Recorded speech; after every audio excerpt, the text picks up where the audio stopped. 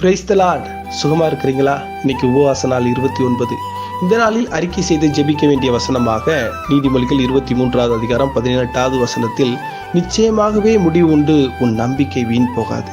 ஆமாங்க, உங்க நம்பிக்கை, உங்க விசுவாசத்தை இயேசு கிறிஸ்து கனப்படுத்தி உங்களுக்கு சில நல்ல முடிவுகளை தரப்போகிறார். என்ன நல்ல முடிவுகள்? ஒரு 7 காரியத்தை கர்த்தர் சொல்கிறார்.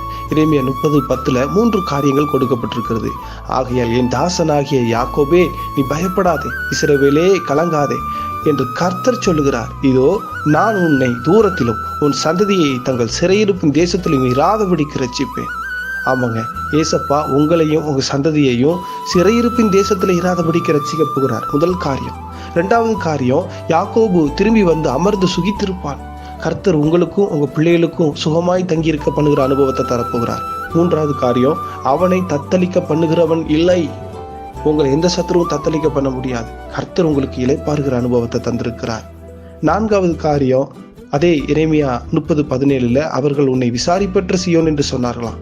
தள்ளுண்டவர்கள் என்று பெயரிட்டபடினால நான் உனக்கு ஆரோக்கியம் வர பண்ணி உன் காயங்களை ஆற்றுவேன். 4வது காரியம், கர்த்தர் உங்கள் காயங்களை எல்லாம் ஆற்றுவார், உங்களுக்கு ஆரோக்கியம் வர பண்ணுவார். 5வது காரியம், எரேமியா 30:19 உங்க குடும்பத்திலிருந்து ஸ்தோத்திரமும் ஆடல் பாடல் சத்தமும் புறப்படுமா. 6வது காரியம், நான் உங்களை வருத்திக்க பண்ணுவேன், நீங்க குறுகி போவதில்லை. 7வது காரியம், நான் உங்களை மகிமைப்படுத்துவேன், நீங்கள் சிறுமைப்படுவதில்லை. இந்த 7 காரியங்களையும் நீங்க இந்த நாள் அறிக்கை பண்ணி ஜெபிங்க. இது உங்களுக்கும் உங்க வம்சங்களுக்குமான 7 காரியம். எங்களை நேசித்து வழி நடத்துகிற அன்பு தகப்பனே, நிச்சயமாகவே முடிவு உண்டு, உன் நம்பிக்கை வீண் போகாதுன்னு சொன்னது போல ஒரு 7 காரியங்களை இன்னைக்கு நாங்கள் காலையில் தியானிச்சிருக்கிறோம். இந்த 7 ஆசீர்வாதங்களை ஒவ்வொரு குடும்பத்துக்கும் தாங்க. ஒரு ஸ்தோத்திர பாடல் சத்தம், துதி பாடல் சத்தம் ஒவ்வொரு குடும்பத்திலுமே தொனிக்கட்டும். ஒவ்வொரு குடும்பத்தையுமே வர்த்திக்க பண்ணுங்க, மகிமைப்படுத்துங்க, பெருக பண்ணுங்க. இயேசுவின் நாமத்தினாலே சுகமாய் தங்கியிருக்கிற அனுபவம், காயங்கள் ஆற்றப்பட்டு ஆரோக்கியமாய் தங்கியிருக்கிற அனுபவம் உண்டாகட்டும். இயேசுவின் நாமத்திலே ஆசீர்வதித்து ஜெபிக்கிறோம் நல்ல பிதாவே. ஆமேன், ஆமேன்.